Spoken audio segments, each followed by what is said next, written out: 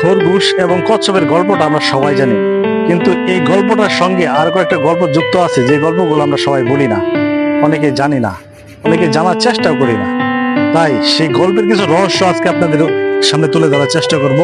যদি মনোযোগ সহকারে, ধৈর্য সহকারে গল্পটা শুনেন, তাহলে আশা করতেছি যারা আমরা এই প্ল্যাটফর্মে কাজ করতেছি, একটা আশা নিয়ে, একটা একটা স্বপ্ন নিয়ে আমরা এই প্ল্যাটফর্মে এগোচ্ছি, পরিশ্রম দিচ্ছি, সময় দিচ্ছি, তারা এখান থেকে নিজেকে মোটিভেশন করতে পারবেন, এটা আমার দীর্ঘ বিশ্বাস। তাই ভিডিওটা লং হইতেছে, আশা করি ধৈর্য সহকারে, মনোযোগ সহকারে দেখবেন, একবার চিন্তা ভাবনা করে দেখবেন, এখান থেকে অনেক কিছু পাবেন এবং অনেক কিছু দিতেও পারবেন সবাইকে। কচ্ছপটা হচ্ছে, যখন কচ্ছপ আর খরগোশের প্রতিযোগিতা শুরু হয়, তখন খরগোশ, তার ভিতরে প্রচন্ড আত্মবিশ্বাস ছিল, যার কারণে সে অর্ধেক রাস্তায় গিয়ে বিশ্রামের ফলে তার প্রতিযোগিতা থেকে পরাজয় বরণ করতে হয়। কিন্তু এটা ছিল প্রথম ধাপ। দ্বিতীয় ধাপে খরগোশ আরো একটা প্রতিযোগিতার জন্য কচ্ছপকে উৎসাহিত করে, তাতে কচ্ছপ রাজি হয়ে যায়। কিন্তু কচ্ছপ রাজি হওয়ার কারণ হচ্ছে, ওই যে প্রথম প্রতিযোগিতাটা সে জিতে গেছে, এই অনুপ্রেরণার কারণে। কিন্তু খরগোশ দ্বিতীয় ভুলটা আর করে না, ওই ওই প্রতিযোগিতা খরগোশ জিতে যায়।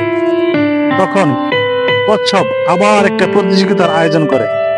সেই প্রতিযোগিতায় কচ্ছপ তার রুটম্যাপটা চেঞ্জ করে ফেলে, কিভাবে এই জয়টা তার দিকে নিয়ে যায়।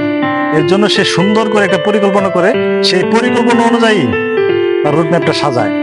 সেই পরিকল্পনাটা এমন ছিল, কচ্ছপ জানে যদি আমি এই স্থল দিয়ে আমি আমার প্রতিযোগিতাটা শুরু করি, তাহলে আমি জিততে পারবো না। তাই কিছুটা যাওয়ার পরে সে তার রুটম্যাপটা চেঞ্জ করে। রুটম্যাপটা এমন ছিল যে, জঙ্গল পাড়ি দেওয়ার পরে একটা নদী পড়বে, নদীটা সাঁতরে কচ্ছপ সহজেই তার গন্তব্যে পৌঁছাতে পারবে, কিন্তু খরগোশ পারবে না। এরকম একটা পরিকল্পনা করে কচ্ছপ তার রুটম্যাপটা সাজায়। ঠিক যেমন পরিকল্পনা তেমন কাজ। রুটম্যাপ অনুযায়ী কচ্ছপ জিতে যায়, কিন্তু খরগোশ নদীটা পার হতে পারে না, সে পরাজয় বরণ করে নেয়। কিন্তু এভাবেই চলতে থাকে। কিন্তু পরবর্তীতে আবার একটা প্রতিযোগিতার আয়োজন হয়। সেই প্রতিযোগিতায় একই রুটম্যাপ ছিল,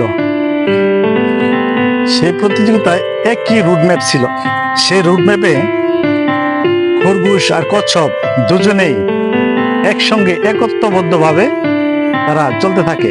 যখন বন জঙ্গলের প্রয়োজন হয়, যখন বন জঙ্গল পাড়ি দেওয়ার সময় হয়, তখন খরগোশ কচ্ছপকে সঙ্গে নিয়ে বন জঙ্গল খুব দ্রুত পার হয়ে যায়। আবার যখন সামনে নদীটা আসে, তখন কচ্ছপের পিঠে খরগোশে বসিয়ে খরগোশ এবং কচ্ছপ